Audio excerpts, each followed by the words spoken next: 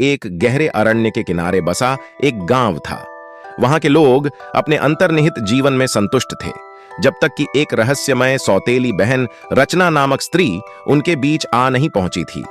रचना का आगमन ही उनके जीवन को एक नई दिशा में ले जाएगा, जिसमें भयंकर रहस्य और भूतिया घटनाएं बयां की जाएंगी।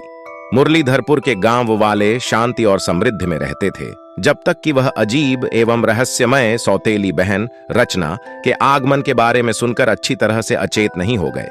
उनके आगमन के बाद गांव में अजीब माहौल छाया। लोगों के बीच चर्चा होने लगी कि रचना गांव के उपयुक्तता को प्रतिष्ठान देने के लिए यहां आई है, या फिर कुछ अधिक अजीब कुछ बात है जो इसके पीछे छुपी है। रचना एक बहुत ही सुंदर और रहस्यमय स्त्री थी। उसकी आंखें गहरी सोने की तरह चमक रही थीं और उसकी हंसी में कुछ अजीब था, जैसे कि उसकी हंसी भूतिया घटनाओं की कहानियों को समझने के लिए बनी हो। रचना ने गांव के लोगों के बीच आनंद और खुशी लेकर आई थी, लेकिन समय के साथ उसकी रहस्यमय और भयानक प्रकृति साफ दिखने लगी। रचना के आगमन के बाद गांव में अजीब और भयानक घटनाएं घटना शुरू हो गईं। लोग रात्रि के समय उसकी कहीं भी होती उपस्थिति का एहसास करने लगे और उन्हें अजीब सा लगने लगा कि वह उनके ख्वाबों में घुस रही है। कुछ लोगों ने सुना कि वह रात्रि के समय गांव की पुरानी कब्रिस्तान में घूमती है, जहां भूतिया आत्माएं शांति की तलाश में रहती हैं। यह गाथा लोगों के बीच चर्चा का विषय बन गई और रचना की उपस्थिति से जुड़ी अनेक कहानियां फैल गईं। गांव के एक वृद्ध संतान नामक व्यक्ति ने गांव के मुख्य पंचायत में इस मुद्दे की चर्चा की और उसने रचना से मिलने का निश्चय किया। पंचायत के सदस्यों का निर्णय था कि वह गांव के लिए अनुशासनिक निगरानी में रखी जाएगी, ताकि किसी भी अजीब या भयानक घटना का सामना किया जा सके।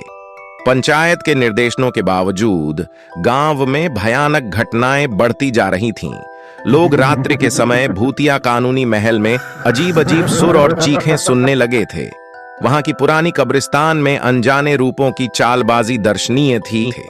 रचना का रहस्यमय आगमन और उसकी अजीब आत्मा ने गांव को अपने वश में कर लिया था। वह गांव की लोगों की नींद में घुस जाती थी, उनके ख्वाबों में घूमती थी और उनके जीवन में भयानक परिस्थितियां ला देती थीं। कहीं न कहीं रचना की आत्मा में कुछ अजीब था, जैसे कि उसकी आत्मा गांव की अन्यतम शक्तियों से जुड़ी थी। वह लोगों की दिलों में घुस कर उन्हें अपने वश में कर लेती, उनके विचारों का नियंत्रण कर लेती और उन्हें अपनी इच्छाओं के अनुसार कार्रवाई करने पर मजबूर कर देती। गांव के एक युवक सुरेश ने इस समस्या का समाधान निकालने का निर्णय लिया। उसने विशेषज्ञ ज्योतिषी से मिलकर रचना की गहरी जांच की और उसकी असलियता को पहचाना। ज्योतिषी के उपदेशानुसार वह जाना कि रचना गांव की अत्यंत पुरानी आत्मा थी, जिसका मिशन था उसकी आत्मा को उद्धारण करना और पिछले कई जन्मों के पापों का प्रायश्चित्त करना। सुरेश ने विशेषज्ञ ज्योतिषी के साथ मिलकर एक विशेष पूजा का आयोजन किया, जिसमें वह गांव के लोग शामिल होंगे। पूजा के दौरान रचना की आत्मा का उद्धारण किया गया और उसकी पुनर्जन्म की संभावना बनाई गई। लोगों ने मिलकर प्रार्थना की, जिसमें वह रचना की आत्मा को शांति और मुक्ति प्रदान करें।